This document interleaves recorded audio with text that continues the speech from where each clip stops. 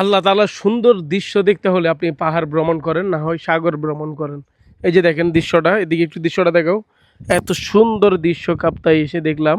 এই লেকটা এত সুন্দর লাগতেছে আমার কাছে। আপনার আরেকটা বোর্ড আসতেছে এবং আমি আছি বর্তমানে কাপ্তাই, এবং এদিকের প্রত্যেকটা এলাকার পরিবেশ এবং যে কঠোর নিরাপত্তা, সেটা আর অন্য কোনো এলাকায় দেখা যায় না। আমার মনে হয় 200 মিটার পরে পরে চেকপোস্ট, 200 মিটার পরে পরে চেকপোস্ট। তো যে সুন্দর নিদর্শন এই কাপ্তাই এসে দেখলাম, আমার কাছে অনেক ভালো লাগছে। আমার মনে হয় আমার টাকা উসুল।